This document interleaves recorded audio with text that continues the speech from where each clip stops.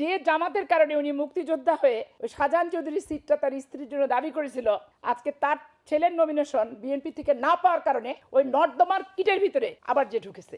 আমি ধিক্কার জানাই অলি আহমেদকে। উনি মুক্তিযুদ্ধ করেছে এবং উনি একজন সৎ মানুষ। আমি ওনাকে অনেক পছন্দ করতাম এবং রেসপেক্ট করতাম ব্যক্তিগতভাবে। ওনাকে যখন 2001 সালে উনি ওইখানে যেখানে শাহজাহান চৌধুরীকে নমিনেশন দেওয়া হয়েছে, দুটো সিট চেয়েছিলেন, ওনার একটা, ওনার স্ত্রীর জন্য একটা। তো দল সেই সময় না দেওয়ার কারণে উনি 1/11 সকল কনস্পিরেসির সাথে জড়িত ছিল এবং উনি চট্টগ্রাম মাঠে একটা মিটিং করেছিল, জঘন্য ভাষা গালিগালাজ করেছিল একটা সিট শুধু না দেওয়ার কারণে, অশ্লীল অশ্রাব্য ভাষায়। তারপরও দেখেন বিএনপি সবাইকে নিয়ে চলতে চায় জন্য তার সাথে জোট কিন্তু করেছে।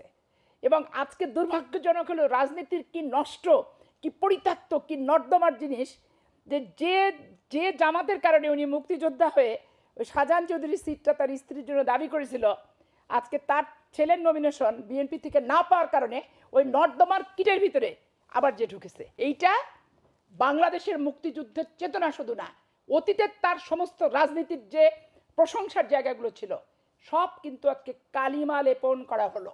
এই দুটা জিনিস আসলো। থার্ড যে বিষয়টা, জামাত ইসলাম বাংলাদেশে নির্বাচন চায় না, কারণ এই সরকারের কর্তা ব্যক্তি থেকে শুরু করে সব জামাতকে তেল মেরেছে, জামাতকে মোটিভেটেড করেছে, জামাতের পক্ষ অবলম্বন করেছে, প্রত্যেকটা জায়গাতে জামাত ইসলামের লোককে তারা বসিয়ে দিয়েছে। কিন্তু আপা এই জায়গায় আমি একটু আপনার বিরোধিতা করতে চাই। জামাত তো গত তিন দিন আগে আবার অভিযোগ করেছে যে প্রশাসন একটি দলকে সবচেয়ে বেশি গুরুত্ব দিচ্ছে। জামাত এই যে কথাটা বলেছে, এই কথাটা বলার জন্য বলে, না বললে তো একবারে সরকার আর জামাত তো এক হয়ে যাচ্ছে না বিষয়টা। কিন্তু আমরা দেখলাম আপনাদের দলের ভারপ্রাপ্ত চেয়ারম্যান জনাব তারেক রহমানের যেদিন বাংলাদেশে ফিরলেন, রাষ্ট্র তো তাকে সর্বোচ্চ সিকিউরিটি দিয়েছে, রাষ্ট্র সিকিউরিটি দিয়েছে, আমরা তাকে কৃতজ্ঞতা প্রকাশ করছি তারেক সাহেব নিজেই। কিন্তু এখানে একটা জিনিস মনে রাখতে হবে, এই রাষ্ট্রপতি জিয়া রহমান ভারতীয় আধিপত্যবাদের বিরুদ্ধে লড়াই করতে যে শহীদ হয়েছে।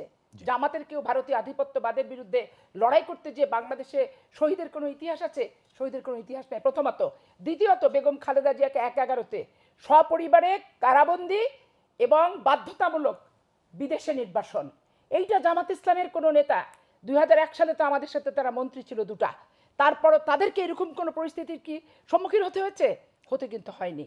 তাহলে 17 বছর পর যে আওয়ামী লীগ এবং ভারতীয় আধিপত্যবাদের বিরুদ্ধে লড়াই করতে যে জিয়া পরিবারকে এই খেসারতটা দিতে হয়েছে, শুধু জিয়া পরিবারের নিরাপত্তা না, বাংলাদেশের প্রত্যেকটি মানুষের নিরাপত্তার দায়িত্ব সরকারের। তো সেই ক্ষেত্রে তার রিস্ক যেহেতু বেশি, তারপরে তাদের ব্যাপারটা তারা বিভিন্ন চড়াই উত্তরায়ের মধ্যে কনস্পিরেসি আছে, যার কারণে সরকার যেটা করেছে সরকারের দায়িত্ব পালন করেছে। এটা যদি জামাতের গায়ে জ্বালা ধরে, তাহলে জামাতকেও এরকম করে আবার চলে আসুক, সরকার এভাবেই তাদেরকে দেবে। তাদের বাইরে নির্বাচনে যদি কোনো নেতা থেকে থাকে নির্বাসিত অবস্থায় নিয়ে আসলে জামাত প্রোটেকশন দেবে।